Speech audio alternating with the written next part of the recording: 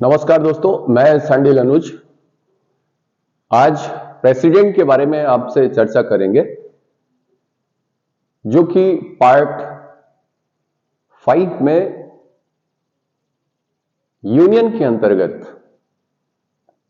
The executive chapter 1 में जिनके बारे में उल्लेख किया गया है, यानी कॉन्स्टिट्यूशन में पार्ट 5 ये यूनियन के बारे में बात करता है, संघ के बारे में बात करता है, और ये 52 से लेकर के 151 तक बताए गए हैं इसमें। और इसका पहला चैप्टर 1 द एग्जीक्यूटिव के बारे में बात करेंगे आपसे, और द एग्जीक्यूटिव में भी प्रेसिडेंट के बारे में। President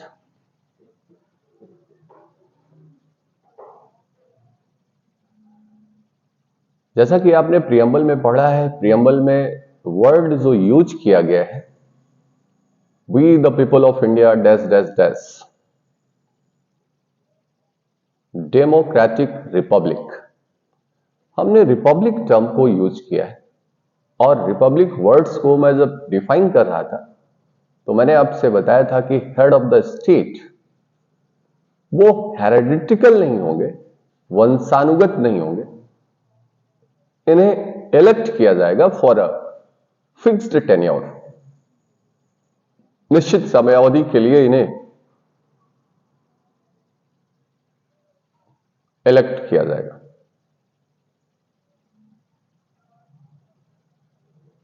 parliamentary form of government को इंडिया में अडॉप्ट किया गया है।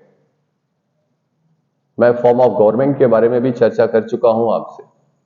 तो दो तरीके की गवर्नमेंट के फॉर्म मैंने बताए थे, एक तो पार्लियामेंट्री फॉर्म ऑफ गवर्नमेंट और दूसरा presidential form of government. And quasi presidential form of government भी किन्हीं किन्हीं देशों में देखने को मिलता है। जनरली जो जाना और समझा जाता है वो दो फॉर्म है, लेकिन आपको एक और जानना है तो parliamentary form of government, presidential form of government and quasi presidential form of government. Parliamentary form of government में head of the state and head of the government जो है वो अलग होता है।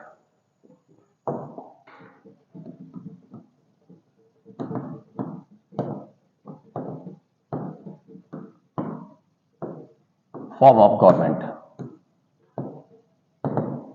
इनके दो हेड हैं, यानी head of the state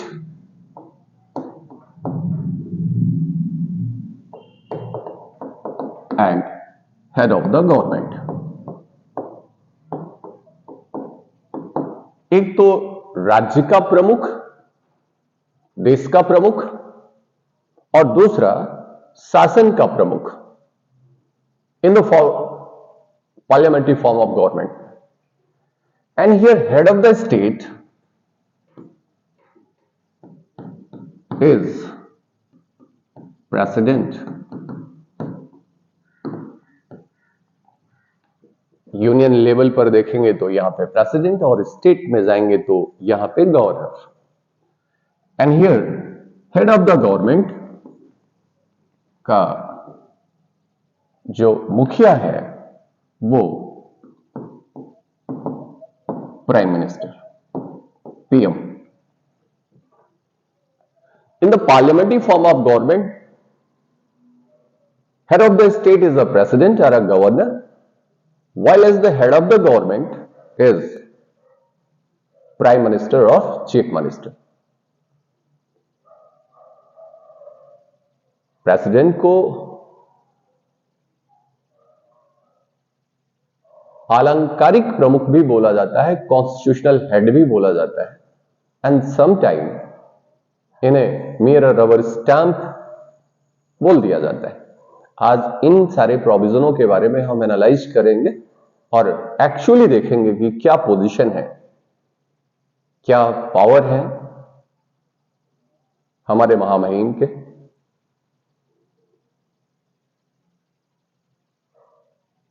head of the government का जो मुखिया है वो प्राइम मिनिस्टर।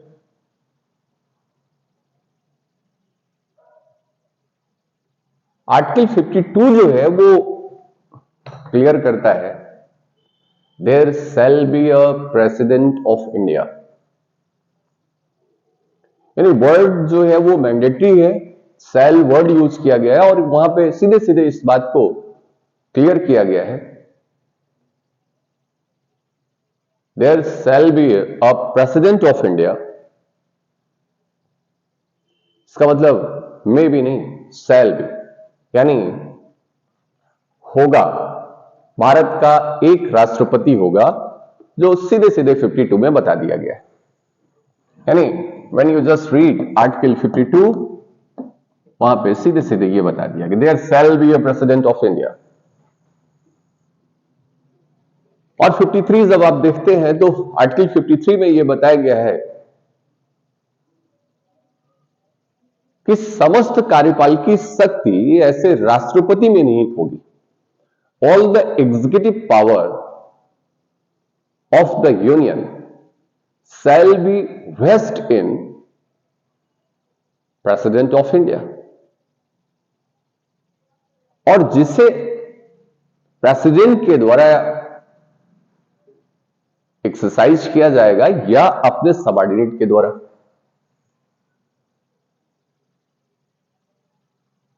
यानी समस्त कार्यपालिकी, संघ की समस्त कार्यपालिकी शक्ति जो है वो राष्ट्रपति में निहित है।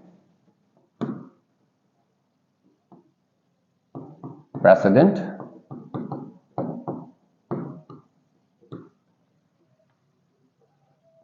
all the executive power of the union shall be vested in a president, and this power can be exercised or will be exercised by himself or herself or by subordinate। तो आर्टिकल 53 जो है वो कहता है कि वो स्वयं के द्वारा या अपने अधीनस्थों के द्वारा इन कार्यपालिकी शक्तियों का प्रयोग करेंगे। ये बात आपकी 53 में बताई गई। 53 और मैंने आपसे बताया था कि हमारे यहां के कॉन्स्टिट्यूशन में कॉन्स्टिट्यूशनलिज्म है। Our constitution promotes the constitutionalism. There is a check and balance. Framer of the constitution हमारे यहां के जो हैं, जो थे, उन्होंने इस बात को इंश्योर किया कि संविधानवाद होना चाहिए। और ऐसे बहुत सारे प्रोविजन जब मैं कॉन्स्टिट्यूशनलिज्म पढ़ा रहा था तो वहां पे बताया था। यानी at the same time when the constitution confer the power to the any authority or a government, और उसी समय उसके ऊपर लिमिट्स को इंपोज किया जाता है, तो दैट इज अ कॉन्स्टिट्यूशनलिज्म। मैंने आपसे क्या बताया, 53 सीधे ये कह रहा है कि समस्त कार्यपालिकी शक्ति राष्ट्रपति के द्वारा एक्सरसाइज किया जाएगा और ये सारे कार्यपालिकी शक्ति जो है इनमें निहित होंगी। तो एक तरफ तो इन्हें पूरी शक्ति दे करके इन्हें हनुमान बना दिया गया, you have a lot of power. लेकिन यह कहा जा रहा है कि इन शक्तियों का प्रयोग ये तभी करेंगे, आर्टिकल 74 जब आप पढ़ेंगे, when you read just article 74 then you will get कि with the aid and advice of the council of ministers, ऐसे जो एग्जीक्यूटिव पावर है इसको जो एक्सरसाइज किया जाएगा with the aid and advice of the council of ministers of union. Council of ministers of union. जो संघ की मंत्रि परिषद है उसकी सहायता और सलाह से ही ऐसे कार्यपाल की शक्तियों का प्रयोग किया जाएगा और यह उनके स्वयं के द्वारा किया जा सकता है या अपने अधीनस्थ के द्वारा ऐसे कार्य को करा सकते हैं। Then here the main question is what is the executive power is nowhere defined। कार्यपाल की शक्ति जो है उसको कहीं परिभाषित नहीं किया गया। आर्टिकल 73 जब आप पढ़ते हैं 73 जब पढ़ते हैं तो वहां पे कार्यपाल की शक्ति का विस्तार बताया गया है, एक्सटेंट ऑफ एग्जीक्यूटिव पावर। यानी 73 इस बात को स्पष्ट करता है कि संघ की कार्यपाल की शक्ति का विस्तार क्या है और वहां पे यह बता दिया गया है 73 में कि उन सारे सब्जेक्ट्स जिस पर पार्लियामेंट लॉ बना सकती है, यानी एग्जीक्यूटिव पावर का जो एक्सटेंट है वो क्या है, जहां पर पार्लियामेंट लॉ बना सकता है, जिन विषयों पर उन्हीं विषयों पर राष्ट्रपति भी अपने शक्ति का प्रयोग कर सकता है। It means the legislative power of the parliament on which subject which is mentioned in our constitution. और उन विषयों पर जिन पर पार्लियामेंट लॉ बना सकता है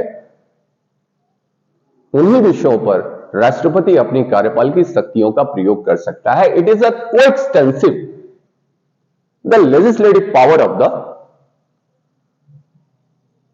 पार्लियामेंट। इसका मतलब executive power of the president is a coextensive to legislative power of the parliament. तो यह बात क्लियर है कि लेजिस्लेटिव पावर जो पार्लियामेंट को मिला हुआ है, जिन विषयों पर वो कानून बना सकता है, उन्हीं विषयों पर राष्ट्रपति अपनी कार्यपाल की शक्ति का प्रयोग कर सकता है। मैंने आपसे कहा कि इसकी कोई डेफिनेशन नहीं दी गई है कि कार्यपाल की शक्ति है क्या। Ram Jawaya Kapur versus state of Punjab की केस में ऑनरेबल सुप्रीम कोर्ट ने इस बात को स्पष्ट किया कि एग्जीक्यूटिव पावर का अर्थ है ये एक्सपेंडेड वर्ड है, इसका विस्तार है।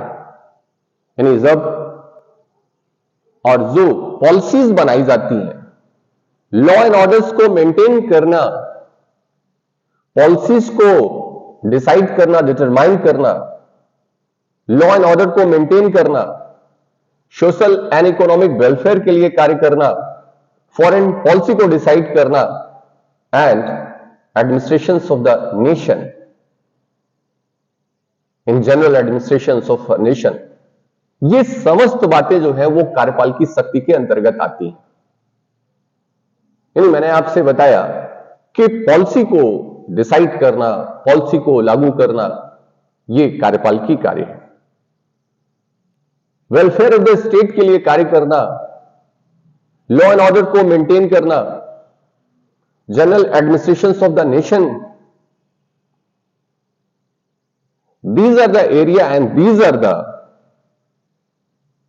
subjects on which the executive power rests।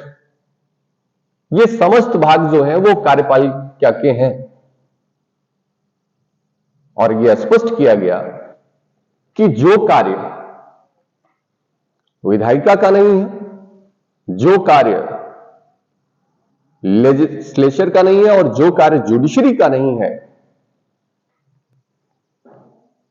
excluding work is executive work।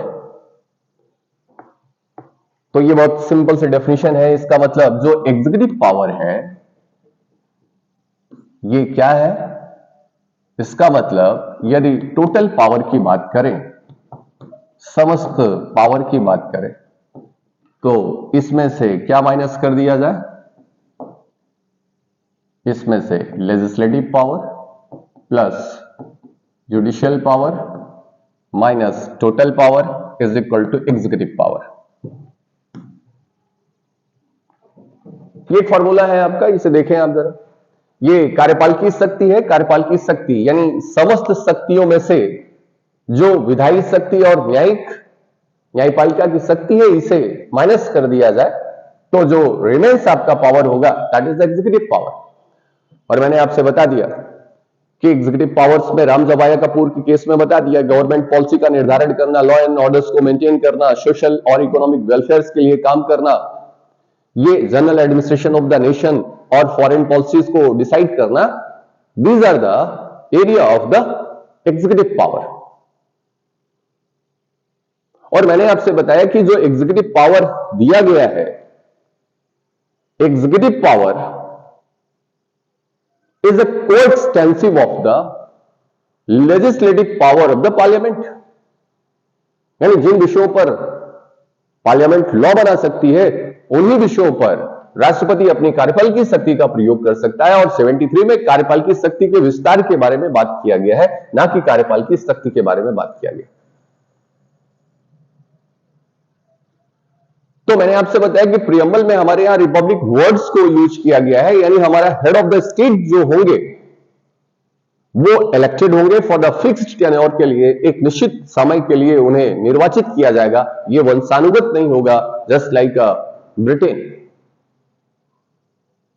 यानी हमारे यहां का देश का जो मुखिया है, जो फर्स्ट सिटीजन ऑफ इंडिया है, उन्हें चुना जाएगा। रिपब्लिक वर्ड यूज किया है।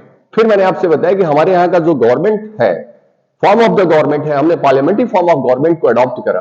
और पार्लियामेंट्री फॉर्म ऑफ गवर्नमेंट में मैंने आपको बताया कि दो बातें, head of the state and head of the government. Head of the state is a constitutional head.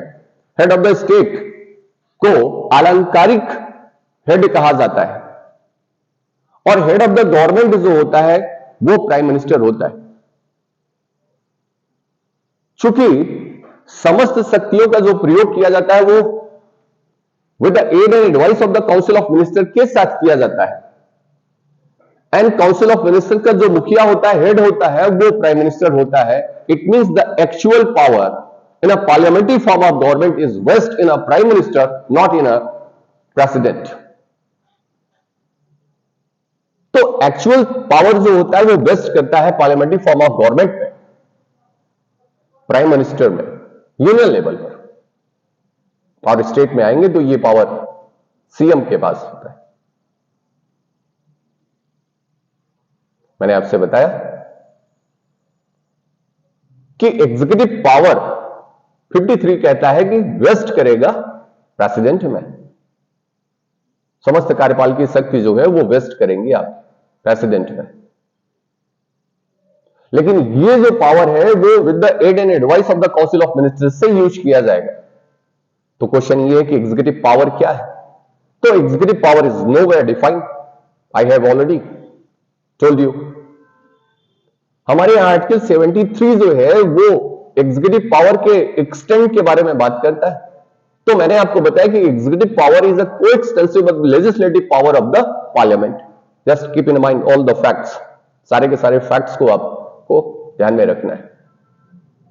चलिए, तो प्रेसिडेंट को इलेक्ट किया जाना है, तो इलेक्ट कैसे करेंगे आप? तो इनके लिए एक इलेक्टोरल कॉलेज है, यानी इनका जो चुनाव होगा वो एक इलेक्टोरल कॉलेज के थ्रू किया जाएगा। प्रेसिडेंट का जो इलेक्शन है वो इलेक्टोरल कॉलेज के थ्रू किया जाएगा। तो चलिए पहले एलिजिबिलिटी देख लीजिए, क्या एलिजिबिलिटी होनी चाहिए? Who can be a president of India, कौन हो सकता है? तो सबसे पहली जो क्राइटेरिया है, इन्हें सिटीजन ऑफ इंडिया होना चाहिए। सिटीजन ऑफ इंडिया, भारत का नागरिक होना जरूरी है। इन्हें फर्स्ट सिटीजन ऑफ इंडिया बोला जाता है, भारत का प्रथम नागरिक बोला जाता है। तो सिटीजन होना आवश्यक है, first eligibility. And he has completed with 35 years age, 35 वर्ष की आयु जो है ये इनके द्वारा अटेन की गई, 35 years. And again peoples representative act 1951 के सेक्शन 4 के अंतर्गत, peoples representative act under section 4, इनका जो नाम होना चाहिए किसी कंस्टिट्यूएंसी के इलेक्टोरल रोल में होना चाहिए, मतदान सूची पत्र में होना चाहिए। और अगेन इनकी जो एलिजिबिलिटी है वो हाउस ऑफ कॉमन्स यानी एलएस में लोकसभा में निर्वाचित होने के लिए अर्ह होने चाहिए, यानी सिटीजन ऑफ इंडिया हो, 35 इयर्स को अटेन किया है,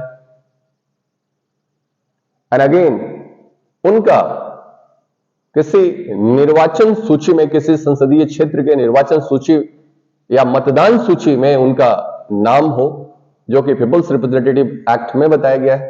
एंड अगेन लोकसभा निर्वाचित होने के लिए वो अर्ह होने चाहिए, क्वालिफाइड होने चाहिए।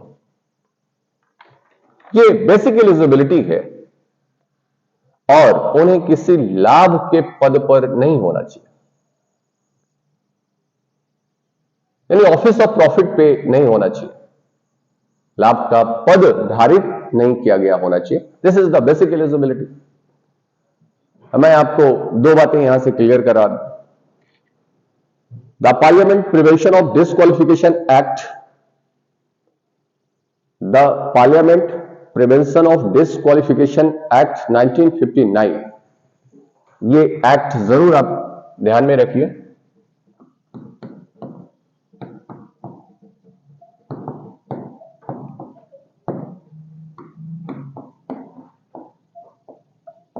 प्रिवेंशन ऑफ डिस्क्वालिफिकेशन एक्ट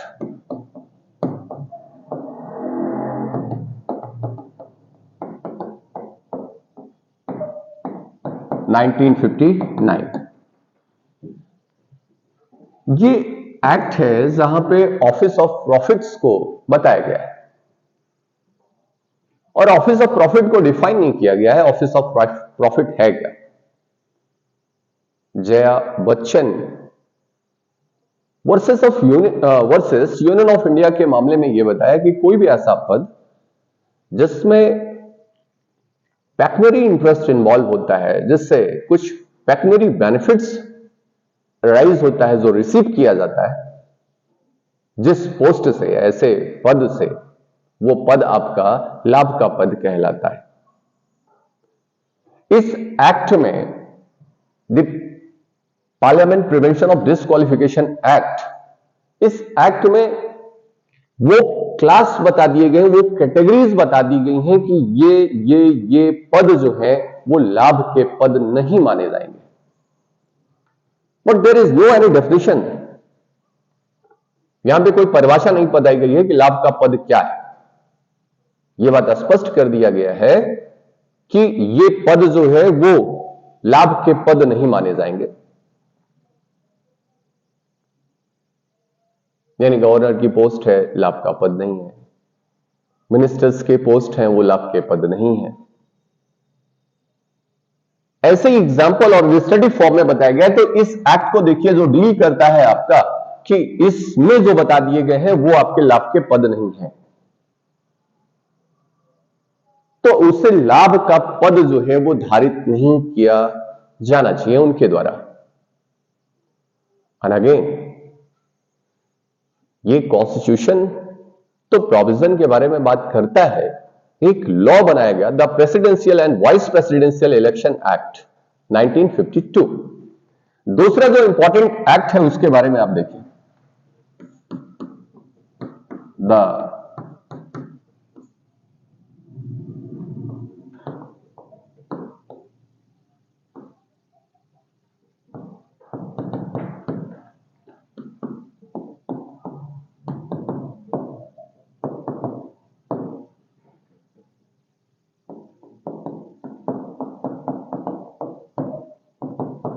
1952 का act, the president and vice presidential election act, the presidential and vice presidential election act 1952। इस एक्ट के through the presidential and vice presidential election act के through president and vice presidents के elections को discharge किया जाता है by this act, and you must also read this act। तो मैंने आपसे बताया कि प्रेसिडेंट के इलेक्शन में इस एक्ट की जो है वो महती भूमिका है। According to this act,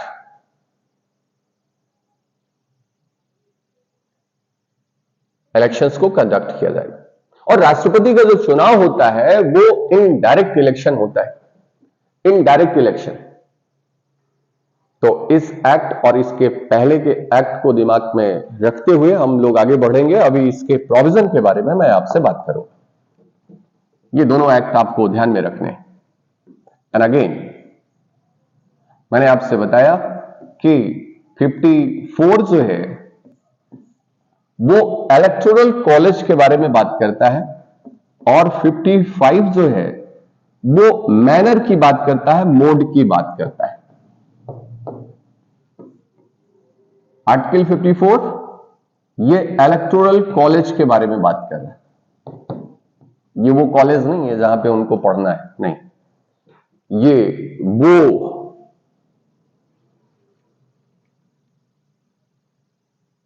provisions है जो लोग उनके चुनाव में भाग लेंगे। तो आर्टिकल 54 जो है उनके इलेक्टोरल कॉलेज में ये प्रोविजन कर रहा है, elected member of both houses, elected members of both houses का मतलब RS एंड LS। आर्टिकल 54 जो है वो इलेक्टोरल कॉलेज के बारे में बात कर रहा है और इलेक्टोरल कॉलेज जो मिल करके बनेगा, किन से मिलकर के बनेगा? तो कह रहा है कि राज्यसभा और लोकसभा के निर्वाचित सदस्यों के द्वारा एंड दूसरा elected members of state legislative assembly, यानी राज्य विधान मंडल।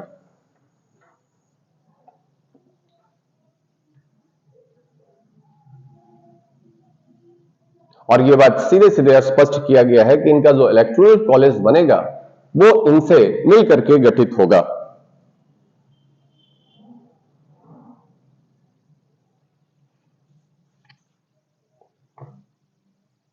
और इसमें कौन शामिल नहीं है? तो नॉमिनेटेड लोग नहीं शामिल हैं, ये ध्यान रखिएगा जरा। माइनस है इसमें, माइनस नॉमिनेटेड मेंबर, नॉमिनेटेड ये नहीं है। और इसमें भी जो नॉमिनेटेड है वो भी नहीं है, माइनस है ये। और यहीं पे जरा क्लियर करें आप, ये आपका इलेक्टोरल कॉलेज हो गया। ये इलेक्टोरल कॉलेज में दो चीजें मैंने आपको बताई, एक तो पहले में ये RS है और ये LS है और ये स्टेट लेजिस्लेटिव असेंबली है। और इनमें कौन है? इनमें इलेक्टेड मेंबर है, ये इलेक्टेड मेंबर। और माइनस इसमें क्या है? तो माइनस नॉमिनेटेड, जो नॉमिनेटेड है वो इनमें शामिल नहीं है। और ये बात बहुत ही स्पष्ट है और आप सबको पता है कि राज्यसभा में 12 सदस्यों को नॉमिनेट किया जाता है, राज्यसभा में जो नॉमिनेशन होता है वो नॉमिनेशन 12 सदस्यों का किया जाता है by the president of India. Art, literature, social service, उन ग्राउंड्स के आधार पर 12 लोगों का नॉमिनेशन होता है। और यहां लोकसभा में आपको पता है कि 2 एंग्लो इंडियन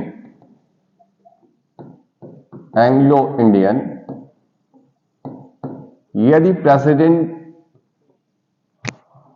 की राय में यह बात स्पष्ट है कि उनका एडिक्वेट रिप्रेजेंटेशन नहीं है, तो 2 एंग्लो इंडियन को नॉमिनेट किया जा सकता है। 2 को नॉमिनेट किया जा सकता है, यानी टोटल मैं पार्लियामेंट की बात करूं तो पार्लियामेंट में 12 + 2 = 14। ये 14 सदस्य जो हैं वो नॉमिनेट होते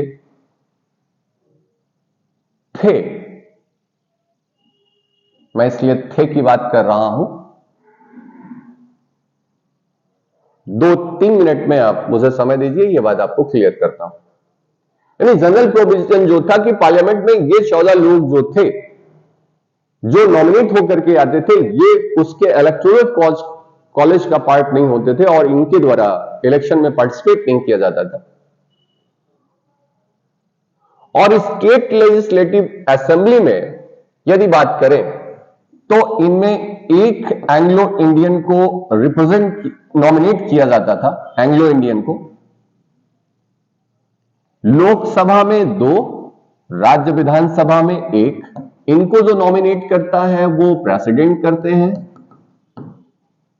अंडर आर्टिकल 331, और इन्हें जो नॉमिनेट करते हैं वो गवर्नर कहते हैं और अंडर द आर्टिकल 333 के अंतर्गत। यानी राज्य विधानसभाओं में जो नॉमिनेशन होता है एंग्लो इंडियन का वो गवर्नर के द्वारा किया जाता है और उनकी संख्या 1 होती है, और लोकसभा में प्रेसिडेंट के द्वारा एंग्लो इंडियन को नॉमिनेट किया जाता है, उनकी संख्या 2 होती है। लेकिन आपको मैं यहीं पे क्लियर करूं कि 104th कॉन्स्टिट्यूशनल अमेंडमेंट किया गया, 104वां संविधान संशोधन किया गया 2019 में, और इसमें अमेंड किया गया 334 को। 334 में जो अमेंडमेंट किया गया है वो ये है, जहां पे ये प्रोविजन किया गया है 334 में 2 बातें बताई गई थी। वहां पे ये बताया गया था एससी और एसटी का रिजर्वेशन लोकसभा, एलएस और राज्य विधानसभा में, स्टेट लेजिस्लेटिव असेंबली में जो सीटों का रिजर्व किया गया था एससी और एसटी का, इसे 10 साल के लिए आगे बढ़ाया गया है।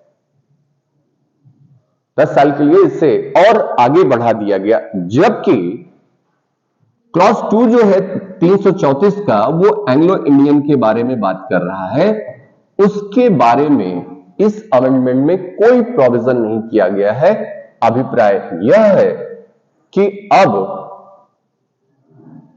एंग्लो इंडियन का नॉमिनेशन नहीं होगा। यह बात 104th कॉन्स्टिट्यूशनल अमेंडमेंट के बाद लाई गई। इसीलिए मैं कह रहा हूं कि अभी तक कितने थे? 14 थे, और अब इनका रिप्रेजेंटेशन है तो ठीक है, नहीं भी है तो उनका नॉमिनेशन नहीं होगा because of 104th constitutional amendment. तो मैंने आपसे यह कहा कि अब वर्तमान की स्थिति जो है वो 12 लोगों की ही होगी आगे के चुनाव में। ये आप ध्यान रखें मेरे भाई। तो प्रेसिडेंट जो है मैंने बताया कि एंग्लो इंडियन 331 के अंतर्गत 2 लोगों को नॉमिनेट कर सकता है। 333 में राज्य विधानसभा में गवर्नर 1 लोगों को नॉमिनेट कर सकता है, और ये सारे लोग जो है इलेक्टोरल कॉलेज के पार्ट नहीं होंगे, यानी प्रेसिडेंट के इलेक्शन में पार्टिसिपेट नहीं करेंगे।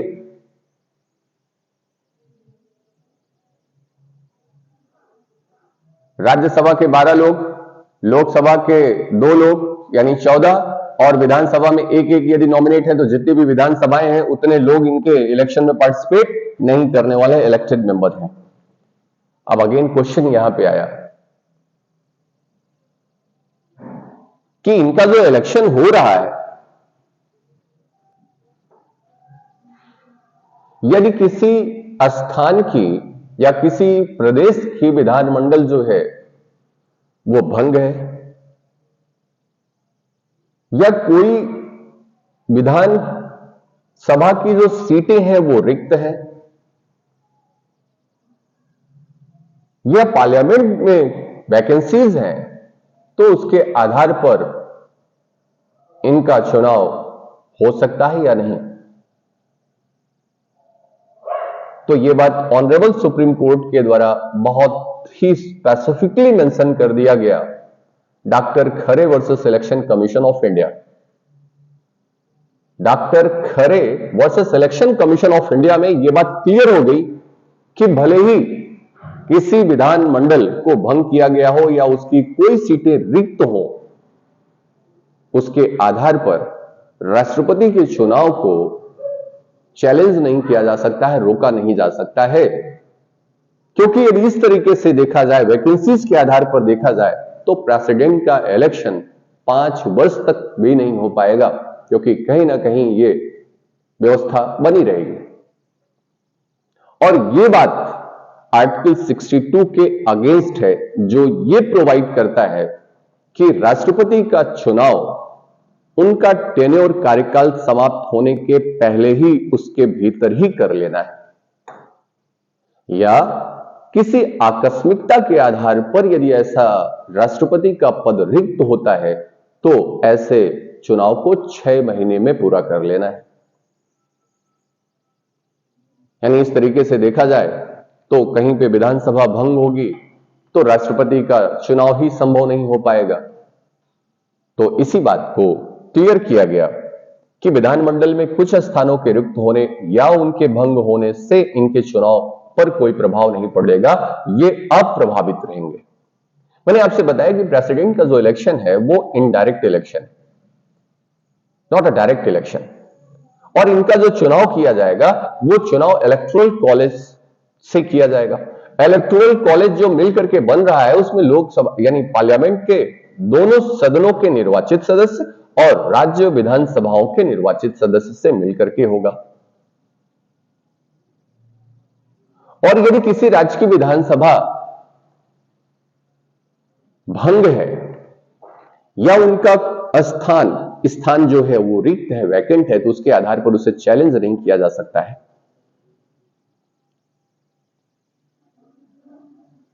और इससे संबंधित, इलेक्शन से संबंधित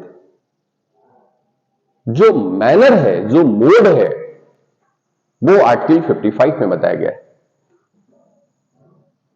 आर्टिकल 55, तो ये भी देखें आप, 55 जो है वो मैनर की बात कर रहा है या मोड की बात करता है।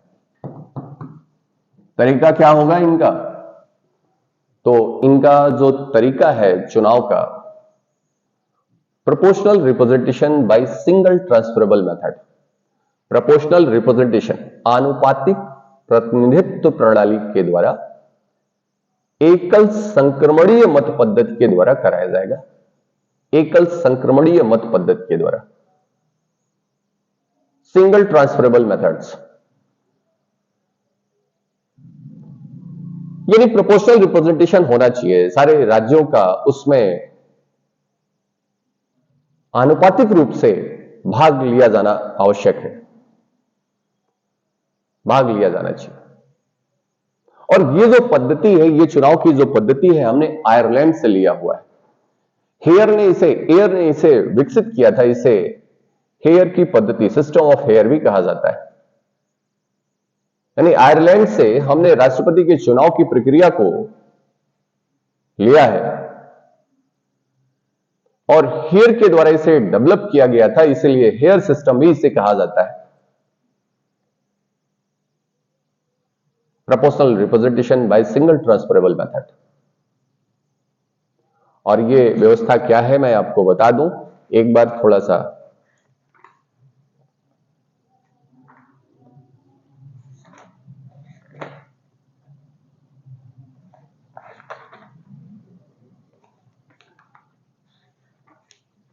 मैं समझाने का प्रयास कर रहा हूं, इसे आप समझिएगा एक बार।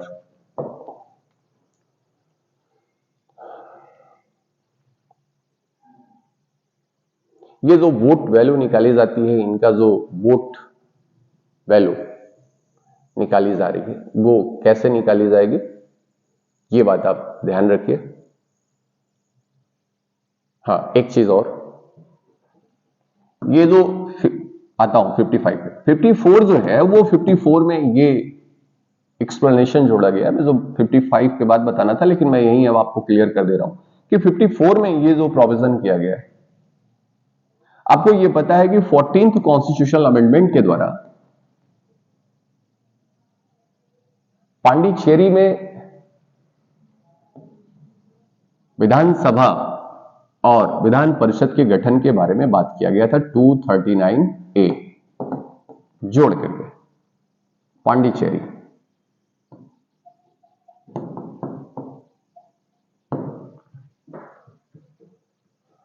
और 69th कॉन्स्टिट्यूशनल अमेंडमेंट के द्वारा 239A जोड़ा गया और 239A भी जोड़ा गया।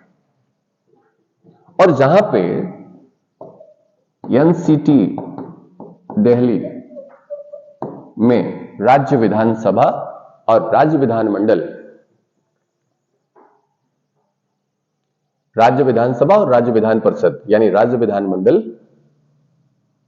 के गठन के बारे में प्रावधान किया गया और दिल्ली को स्पेशल स्टेटस दिया गया by 69th constitutional amendment and 14th constitutional amendment के द्वारा पांडिचेरी को। और आपको यह पता है कि दिल्ली और पांडिचेरी दोनों जो हैं वो स्टेट हैं, सॉरी यूटीज हैं। और एक्सप्लेनेशन जोड़ा गया आपके यहां और यह बता दिया गया कि यहां पे स्टेट, और ये कब जोड़ा गया, 70th कॉन्स्टिट्यूशनल अमेंडमेंट के द्वारा, 70वें संविधान संशोधन के द्वारा एक्सप्लेनेशन जोड़ा गया आपके यहां आर्टिकल में। और यहां पे ये मेंशन कर दिया गया कि स्टेट में दो शामिल हैं, कौन, दिल्ली और पांडिचेरी। यानी ये जो राज्य विधानमंडल की बात किया गया है, उन राज्य विधानमंडल में इन दो संघ शासित प्रदेशों के विधानमंडल भी शामिल होगी। ये 70वें संविधान संशोधन के द्वारा ऐसा प्रावधान किया गया आपके यहां। और ये बात जो है आपके यहां 54 में एक्सप्लेनेशन के तौर पर जोड़ी गई कि ये स्टेट जो है वो इंक्लूड करेगा यूटीज को। और यूटी में कौन, दो यूटीज हैं आपकी। और ये बात कहां बताई गई, 70वें संविधान संशोधन के द्वारा स्पष्ट कर दिया गया। तो मैं आपसे फिर एक बार क्लियर कर रहा हूं, 14वें संविधान संशोधन के द्वारा 239A को इंसर्ट किया गया कॉन्स्टिट्यूशन में, और यहां पे पांडिचेरी को जो है वहां पे विधानमंडल और विधान परिषद के गठन के बारे में प्रावधान किया गया। और 69th कॉन्स्टिट्यूशनल अमेंडमेंट के द्वारा 239A एंड B को जोड़ा गया और दिल्ली को विशेष दर्जा और वहां पे विधान मंडल के गठन के बारे में, विधानसभा और विधान परिषद के गठन के बारे में प्रावधान किया गया।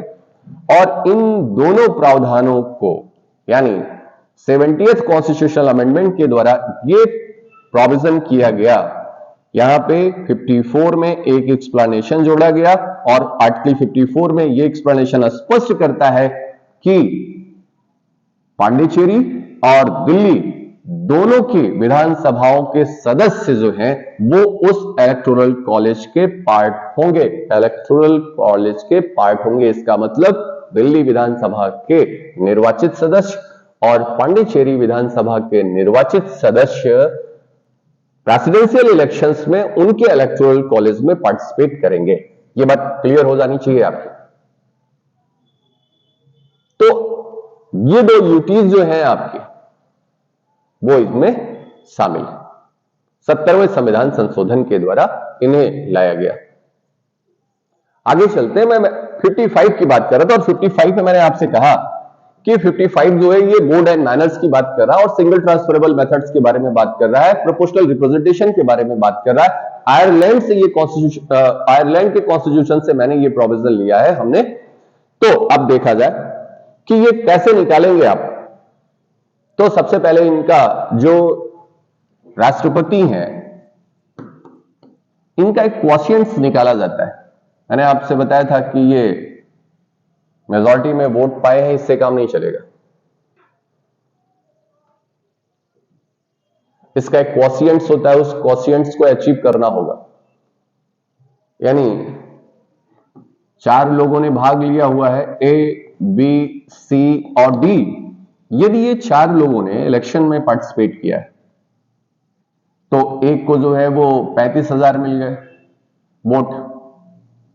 मान लीजिए टोटल 100 वोट पड़ रहे हैं, चलो भैया, इन्हें 35 वोट मिल गया, इन्हें जो है वो 25 वोट मिल गया, इन्हें जो है वो 20 वोट मिल गया, और रिमेन्स जो है इन्हें मिल गया। तो यहां पे जो मेजॉरिटी है वो कौन है? ए है। जनरली जो इलेक्शन में आप देखते हैं वहां पे ये सिस्टम फॉलो किया जाता है। यानी 35 और 25 जो है ये आपका 60 हो गया, 60 प्लस 20 जो है आपका ये 80 हो गया, और डी जो है वो भी 20 पाया। तो यहां पे 35,000 पाने वाला जो है वो इलेक्ट हो जाता है लोकसभा और विधानसभा में जिसका हाईएस्ट वोट है। But it is not possible in a case of election of president. यहां पे एक मिनिमम क्वोशिएंट्स होते हैं, जो भी वैध पड़े मत हैं डिवाइडेड बाय 2 + 1, उतना क्वोशिएंट्स मिलना है। जो वैध मत है उतने को अचीव करना है।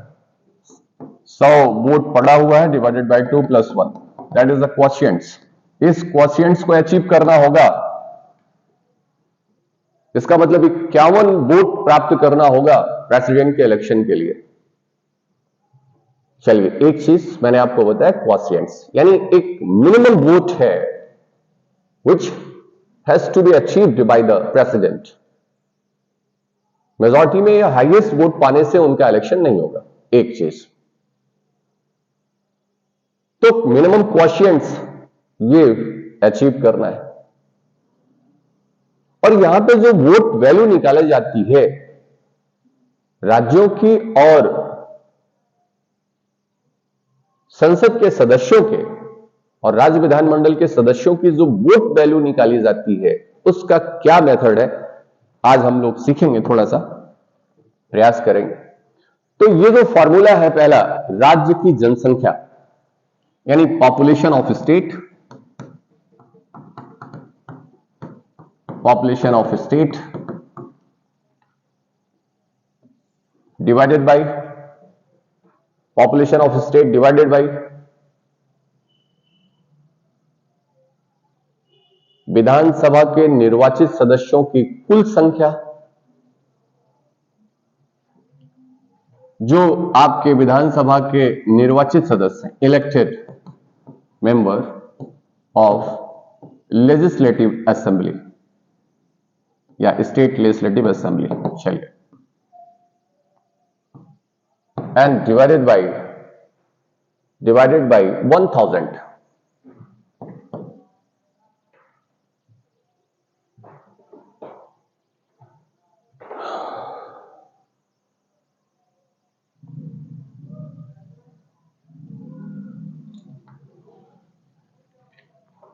तो यदि हमको एक सदस्य के वोट के वैल्यू को फाइंड आउट करना है तो इस फॉर्मूले को लागू किया जाएगा। तो टोटल पॉपुलेशन जो है उस जनसंख्या उस स्टेट की divided by the number of elected candidates divided by 1000, इससे एक सदस्य का मत मूल्य निकलेगा। और यहां पे जो पॉपुलेशन ऑफ द स्टेट को देखा जा रहा है, ये जनसंख्या 1971 की सेंसस 1971 की सेंसस के आधार पर इसे डिसाइड किया जाएगा। और इसे अमेंड कर करके बढ़ाया जा रहा है। 2000 किया गया, फिर 2026 किया गया, यानी 2026 के बाद ये पॉपुलेशन चेंज होगी। इसका मतलब यदि आपको फाइंड आउट करना है स्टेट ऑफ महाराष्ट्र की सपोज, तो स्टेट ऑफ महाराष्ट्र की जो सेंसस आपको फाइंड आउट करनी है वो फाइंड आउट करनी है 1971 में क्या थी उस समय की population, number of elected candidates क्या था डिवाइडेड बाय 1000।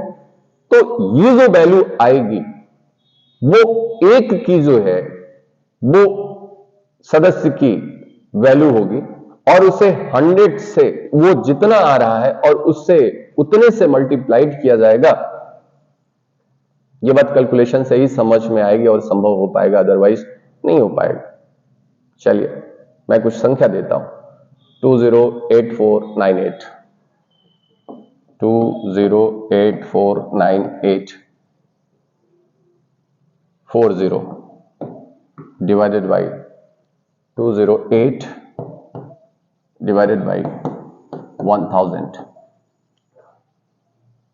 चलिए, और मैं आपको यही बता दूं कि यदि ये जो डिवीजन है ये वैल्यू यदि 500 से कम आएगी तो उसे छोड़ दिया जाता है, जो रिमाइंडर है, और 500 से ज्यादा आ जाती है तो रिमाइंडर में एक कंसीडर कर लिया जाएगा।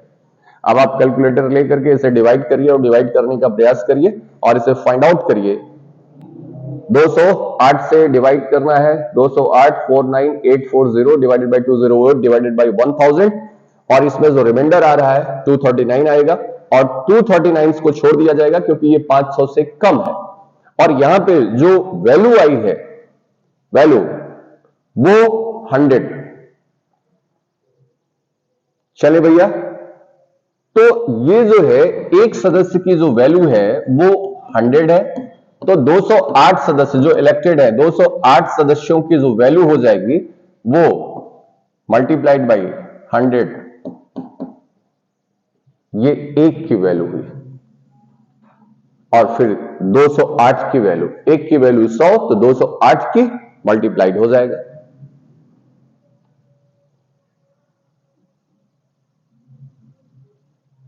$20,800।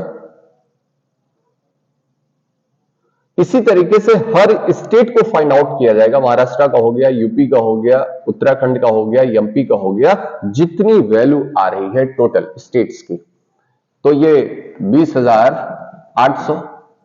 और इसी तरीके से ये महाराष्ट्र की है, ऐसे यूपी के निकालेंगे, ऐसे ही जो है एमपी के निकालेंगे और सबको लास्ट में जोड़ा जाएगा और इससे वोट वैल्यू स्टेट्स की निकल करके आएंगी।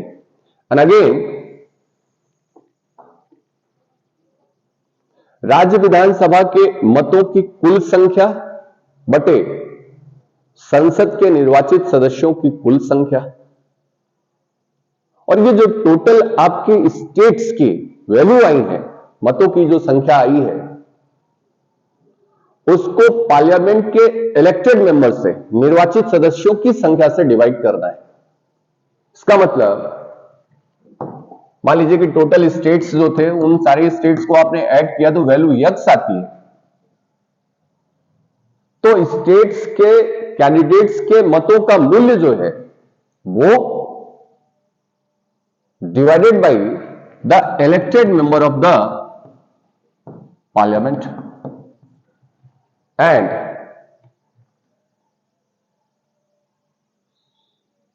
फिर यदि ये वैल्यू 1 से अधिक यानी 500 से अधिक है या 0.5 से अधिक है तो 1 कंसीडर किया जाएगा, और 500 से कम है तो ये बात रिमाइंडर के तौर पर छोड़ दिया जाएगा। तो ये जो मेथड अपनाया जा रहा है स्टेट का, और यहां पे स्टेट का और पार्लियामेंट के सदस्यों की वोट वैल्यू निकाली जा रही है, और इसी वोट वैल्यू के आधार पर यह इलेक्शन को कंडक्ट कराया जाएगा। अब राज्य विधानसभाओं के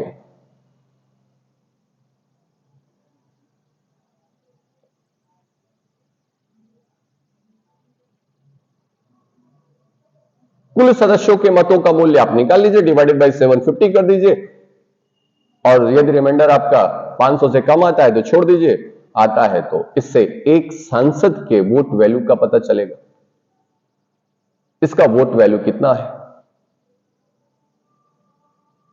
तो इन सिंपल और इन शॉर्ट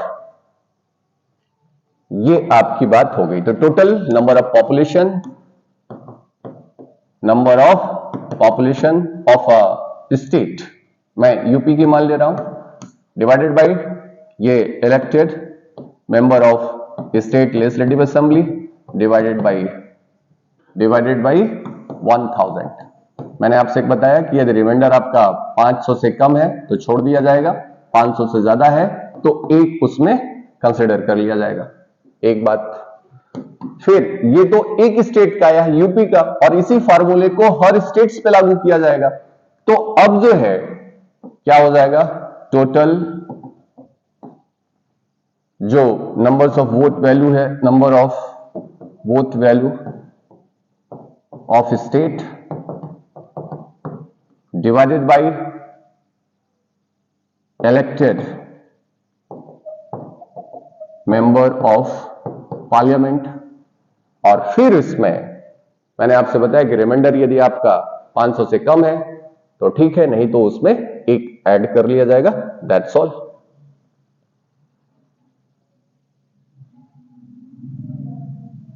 तो यहां से जो वैल्यू मिली, वो वैल्यू जो मिल रही है वो एक की फाइंड आउट करेंगे। एक का वोट वैल्यू, एक जो इलेक्टेड मेंबर है उसका वोट वैल्यू कितना है, और यहां पे जो है वो पार्लियामेंट के एक सदस्यों का वोट वैल्यू कितना है, ये बात क्लियर हो जाएगी। तो इन चीजों को क्लियर करके यानी मेरे एक वोट वैल्यू का पता चल रहा है। अब इस बात को आपको देखना है। चलिए, अब ऐसे सदस्य जो है, मैंने आपसे बताया कि इलेक्टोरल कॉलेज का जो मेंबर है, इलेक्टोरल कॉलेज के मेंबर ही पार्टिसिपेट करते हैं। इनका जो इलेक्शन है वो इलेक्शन कैसे हो रहा है, इनडायरेक्ट मेथड हो रहा है। इनडायरेक्ट का मतलब क्या हुआ कि आपने इलेक्ट किया किसको, एमपी को और एमएलए को आपने चुन करके भेजा, और ये एमपी और एमएलए जो है ये इलेक्टोरल कॉलेज बना करके ये प्रेसिडेंट के इलेक्शन में भाग ले रहे हैं, ये प्रेसिडेंट को इलेक्ट करते हैं। तो आपने जो यहां पे पार्टिसिपेशन किया है वो इनडायरेक्ट किया, आपका डायरेक्ट पार्टिसिपेशन वहां पे नहीं है, इसलिए ये जो इलेक्शन है आपका इनडायरेक्ट इलेक्शन है। तो यहां पे इनका वोट वैल्यू कैसे निकालेंगे ये मैंने आपको बता दिया। इनका वोट वैल्यू कैसे निकलना है, एक का वोट मैंने आपको बता दिया। अब जरा देखिए,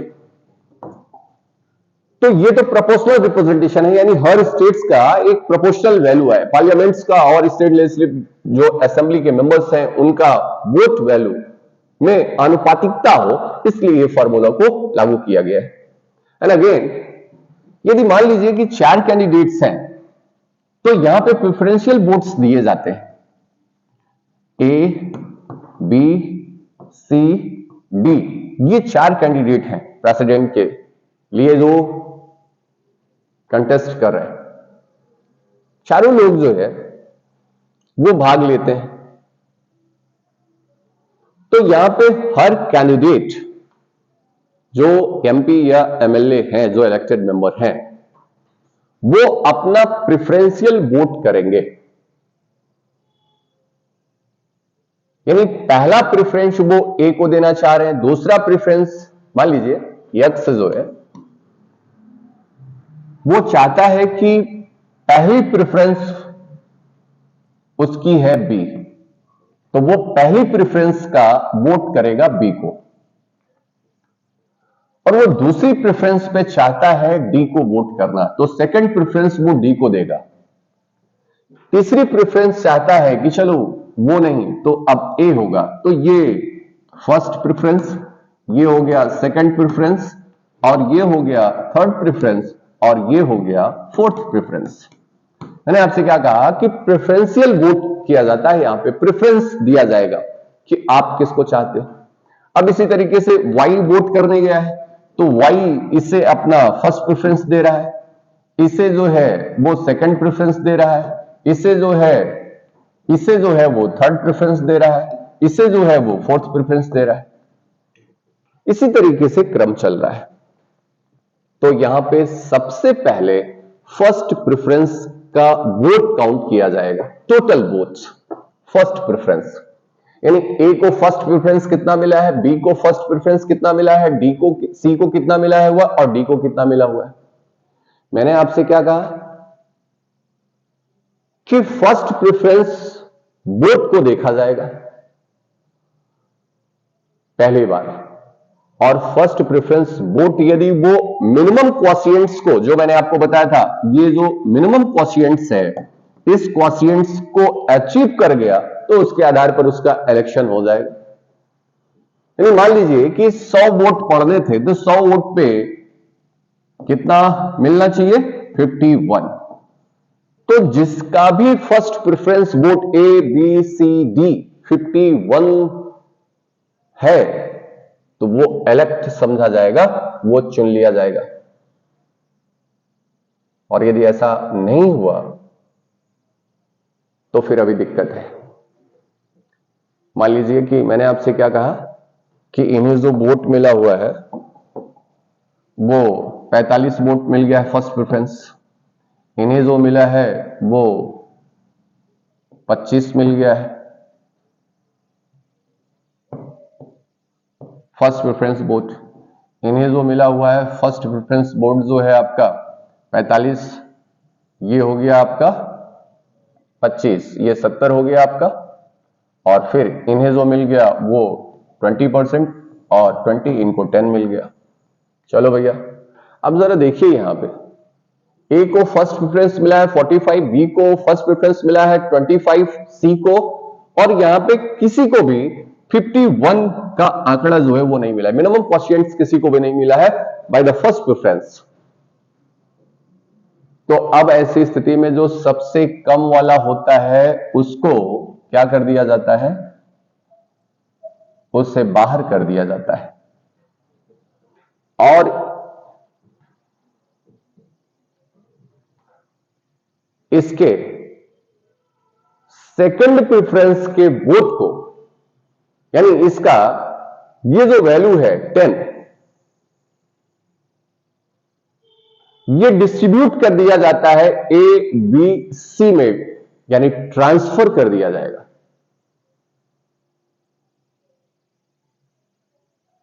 और इसीलिए कहा जाता है एक सिंगल ट्रांसफरेबल मेथड।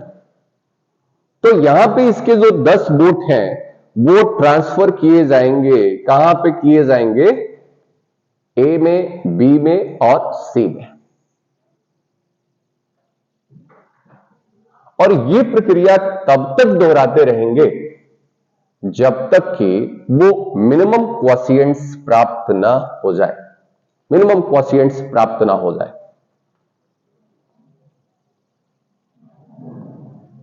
और यहां पे इसका जो 10 वैल्यू है,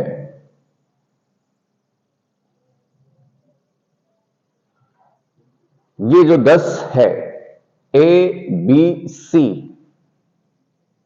के सेकंड प्रेफरेंस में इसे जोड़ा जाएगा। यह बात आप समझ लीजिए, मैंने आपसे कहा कि ए को फर्स्ट प्रेफरेंस भी मिला हुआ है, ए को सेकंड प्रेफरेंस भी मिला होगा, ए को थर्ड प्रेफरेंस भी मिला होगा, ए को फोर्थ प्रेफरेंस भी मिला होगा। तो यहां पे जो 10 की वैल्यू है, ए के सेकंड प्रेफरेंस में जोड़ा जाएगा, बी के सेकंड प्रेफरेंस में जोड़ा जाएगा, सी के सेकंड प्रेफरेंस में जोड़ा जाएगा, और उसी अनुपात में वो 10 जो है वो विभाजित कर दिया जाएगा।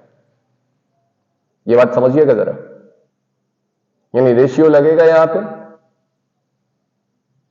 यानी इसका जो 10 है वो इनके सेकंड प्रेफरेंस में जोड़ा जाएगा, इस 45 में नहीं जोड़ा जाएगा। इनका जो सेकंड प्रेफरेंस है उस रेशियो में, इनका जो सेकंड प्रेफरेंस है उस रेशियो में 10 बटेगा, इनका जो सेकंड प्रेफरेंस है उस रेशियो में बट करके उसे 45 में, 25 में और 20 में जोड़ा जाएगा।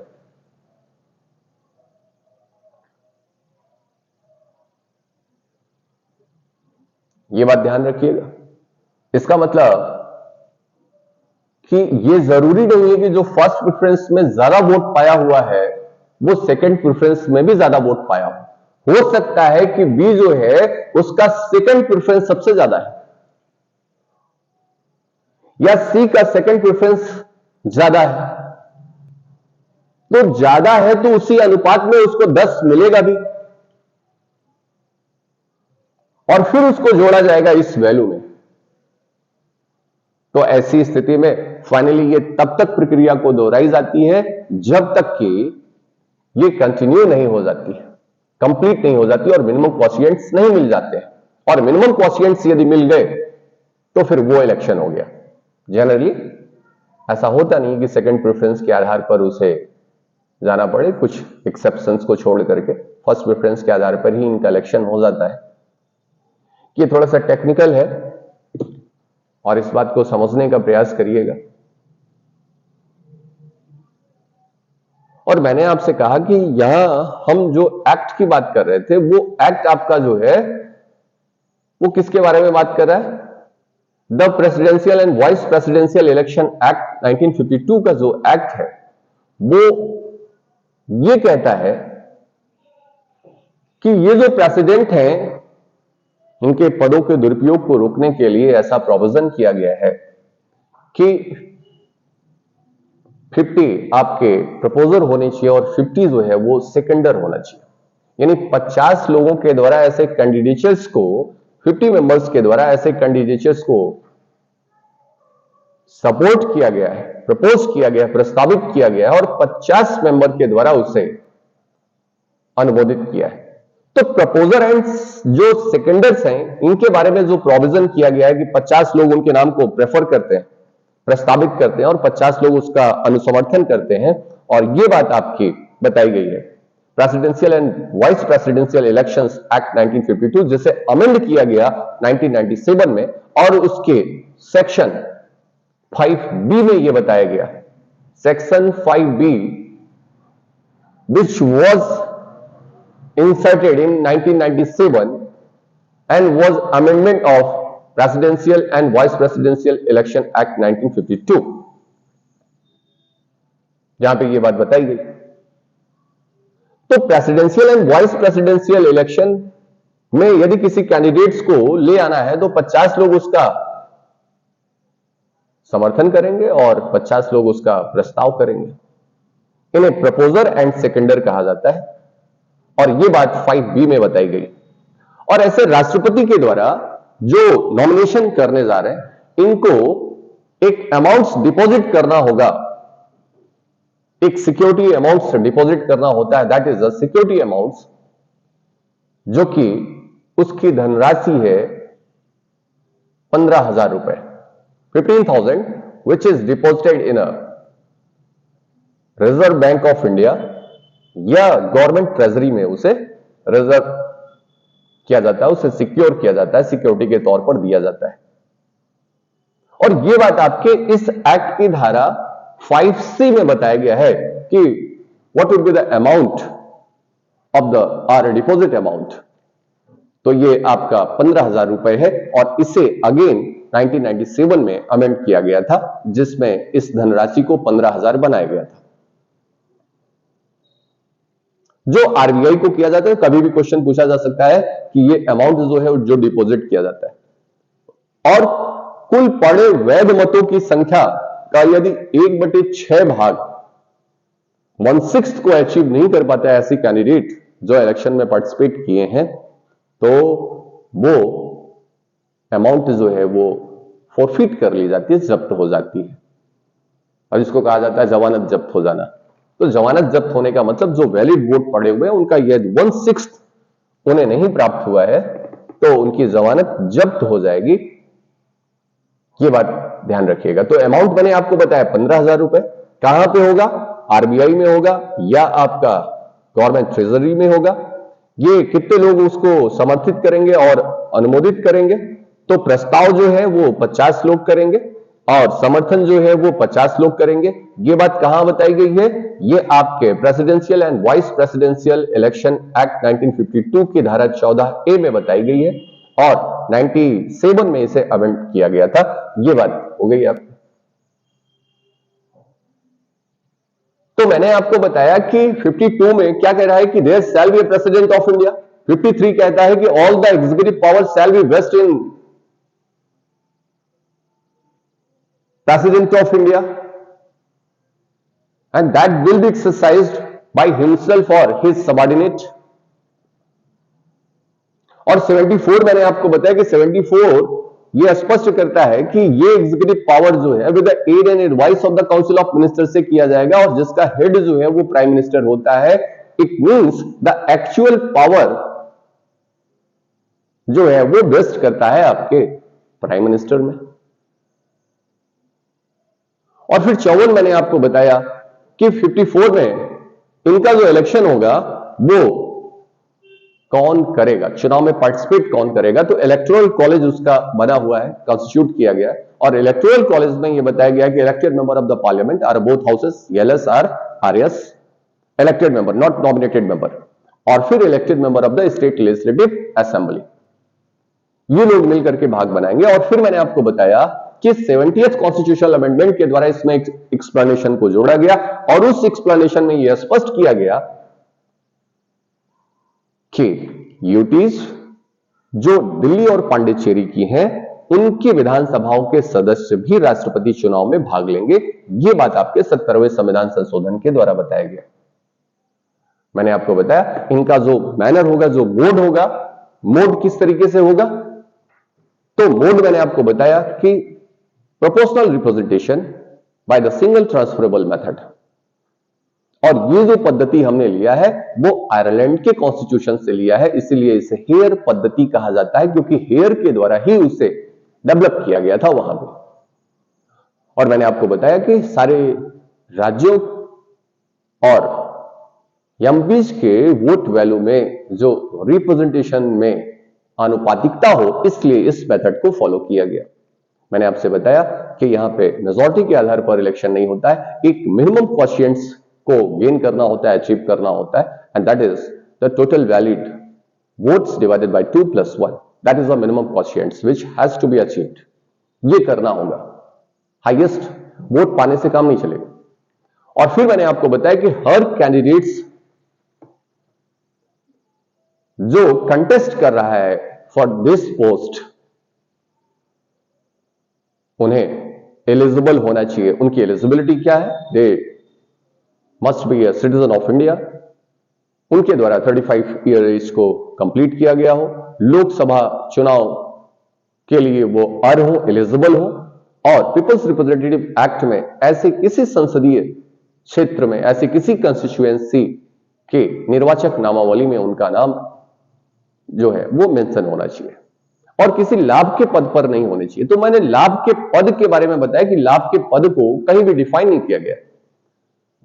लाभ के पद के लिए the parliament prevention of disqualification act 1959 के अंतर्गत कुछ क्लास बता दिए गए हैं, क्लास वर्ग बता दिया गया है कि दिस कि ऐसे पोस्ट जो हैं वो आपके ऑफिस ऑफ प्रॉफिट नहीं है, यानी उस पद पर आप हैं तो उस पद पे रहते हुए आप इसके चुनाव को जीत सकते हैं। और फिर यदि इनके बीच में कोई डिस्प्यूट अराइज करता है, यानी इलेक्शन से रिलेटेड यदि कोई डिस्प्यूट अराइज करता है, तो इन रिप्रेसिडेंशियल इलेक्शन 1882 के अंतर्गत ऑनरेबल सुप्रीम कोर्ट ने स्पष्ट कर दिया, स्पष्ट किया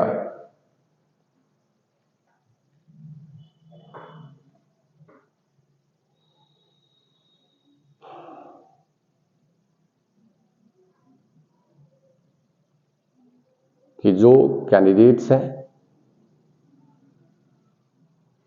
ऐसा चुनाव जो है इन प्रेसिडेंशियल इलेक्शन में बता दिया गया कि ऐसा जो चुनाव है वो 6 महीने के भीतर, यानी जो आर्टिकल 62 में बताया गया है उसके अंतर्गत इसे पूरा करना होगा। और यदि इनके बीच में कोई डिस्प्यूट अराइज होता है तो आर्टिकल 71 कहता है, 71 में यह बता दिया गया है कि all the dispute arises in the elections of the president and vice presidents, ये डील किया जाएगा ऑनरेबल सुप्रीम कोर्ट के द्वारा। ये डिसाइड जो किया जाएगा वो ऑनरेबल सुप्रीम कोर्ट ही इस मामले को डिसाइड कर सकता है। तो 71 में यह बात भी बता दी गई है कि इलेक्शन से रिलेटेड यदि कोई पिटीशन है तो इलेक्शन पूर्ण होने के बाद ही उसे चैलेंज किया जा सकता है।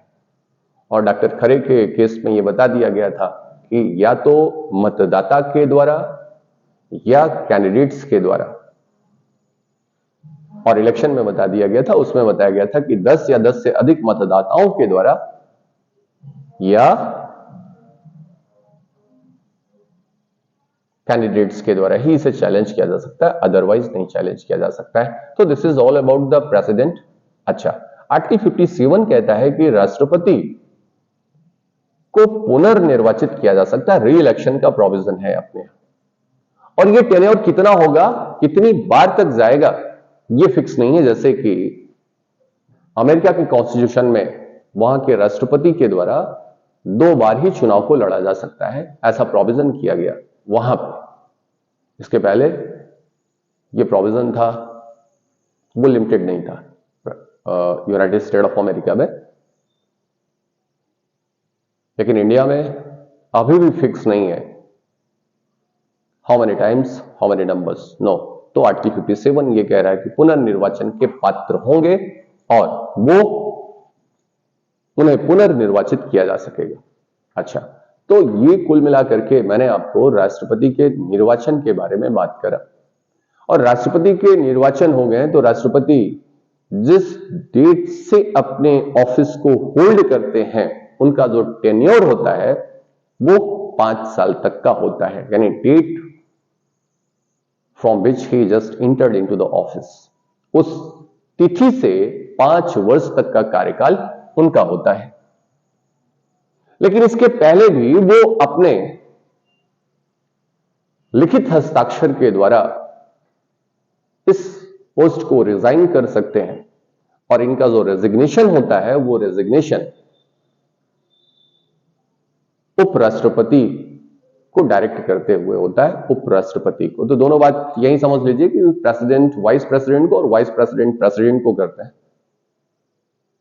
रिजाइन कर सकते हैं, और या तो उनके ऊपर इंपीचमेंट ला करके, और या कोई कंटीजेंसी हो जो उनका पद रिक्त कर सकता है। इंपीचमेंट के द्वारा भी, महाभियोग के द्वारा भी उन्हें उनके पद से हटाया जा सकता है। इंपीचमेंट का क्या प्रोसीजर है, कैसी प्रक्रिया है, ये हम लोग पढ़ेंगे इन ब्रॉडर सेंस।